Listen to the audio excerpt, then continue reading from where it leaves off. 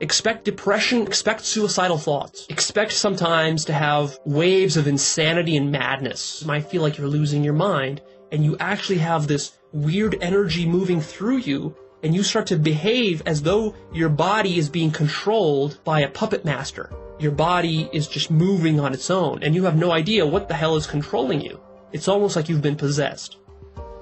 Hey guys, Steve here. In this video we're going to talk about meditation in a way you've probably never heard it spoken about before. Is it possible that we are being deceived about meditation? Is it possible that there's a dangerous, more sinister reality behind meditation that is being deliberately swept under the rug?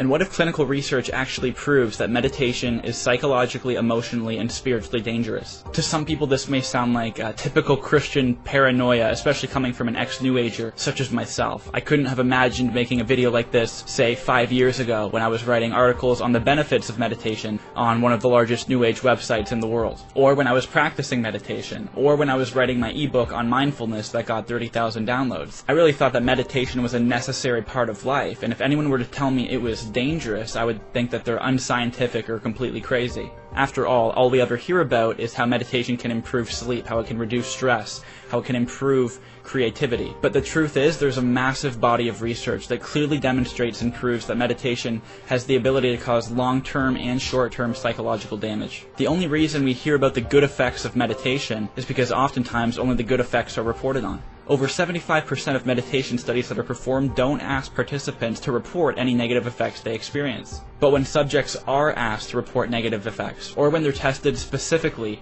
for negative effects, the results are beyond disturbing. Now, there are many different meditation techniques, such as Vipassana meditation, which focuses on the interconnection between mind and body through focused breathing and physical sensations, or Transcendental meditation, which uses the repetition of a mantra to induce a trance-like state, to any kind of general mindfulness or insight meditation. But the following dangers apply to all techniques, and we know this because the studies we are about to look at include reports from each of these methods. And what makes this conversation relevant right now is that this practice is continuing to become more and more popular in our society. It's currently a $1.2 billion industry that is still growing, and studies show it's being practiced by about 40% of Americans. It's being recommended by doctors, it's being recommended by therapists, it's being integrated into children's public schools, Catholic schools, prisons, and even the workplace. It's being promoted by some very influential people right now, such as Oprah Winfrey, Jim Carrey, Ellen DeGeneres, and even presidential candidate Marianne Williamson.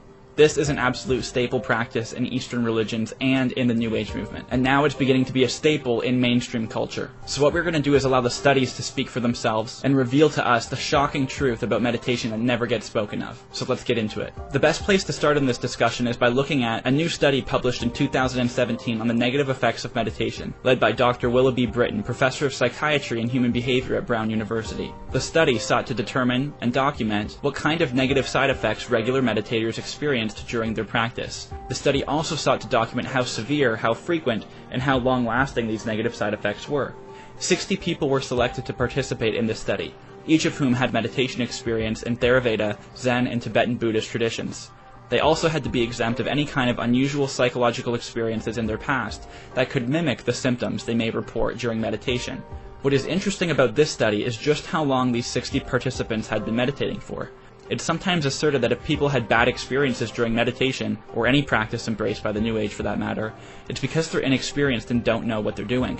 They're just being uncareful and lack the proper training.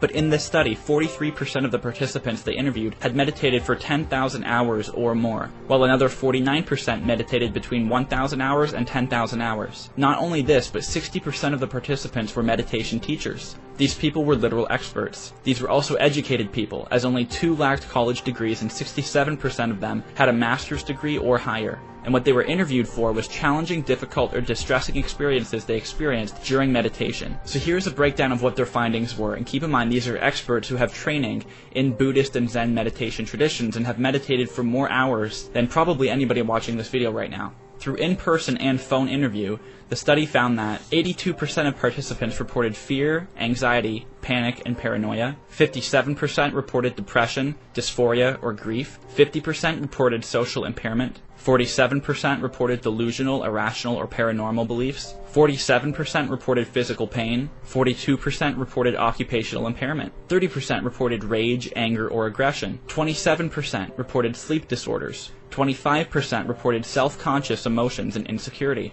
23% reported agitation and irritability. 22% reported headaches or head pressure. 20% reported fatigue or weakness.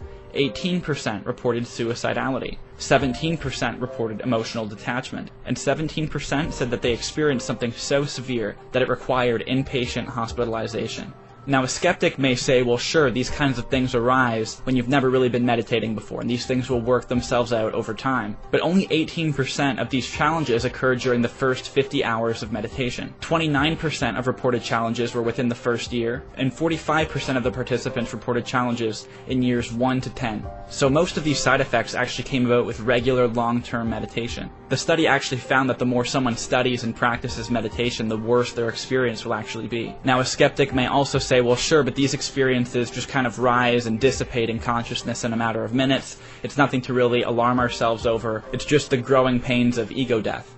The problem with this objection is that 88% said that these impacts bled over into daily life even after the retreat or meditation session was over. 73% reported moderate to severe impairment because of one or more of these symptoms, and these symptoms were reported to last anywhere from 1 week to over a decade. But here's the important stat. Most of these side effects lasted 1 to 6 months or 1 to 3 years. These two spans of time represent the most common duration of negative symptoms reported by the meditators. It's not enough to simply write these off as small hiccups along the path to inner peace. Most people reported these symptoms lasting months to years, and these regular long-term side effects seem to be more congruent with psychological breakdowns and disorders than with enlightenment. As the study itself notes, many of the experiences reported by practitioners in our study resemble, to varying degrees, phenomena discussed in the vast literature on schizophrenia, schizotypy, psychosis, as well as non-psychopathological forms of anomalous experience. In an interview with Yoga Journal, Dr. Britton, who conducted this study, was asked when she began to take interest in studying these darker truths about meditation. In 2006, when I was doing my residency, I worked at an inpatient psychiatric hospital, and there were 2 people who were hospitalized after a 10-day retreat at a meditation center nearby. It reminded me that meditation can be serious, and that someone should study that side of it. When asked why she thinks these case studies and clinical findings don't get any press, she said, quote, "Mindfulness is a multi-billion-dollar industry. One of the teachers I interviewed for my research actually said, this isn't good for advertising." In other words, there is a deliberate attempt to suppress the dark reality of meditation because of how profitable the industry is. A lot of people knock the Christian church because they think it's just a money-making machine, and they go to the New Age movement instead, not realizing the suppression of information and greed that lies at the heart of all its apparently altruistic aspirations.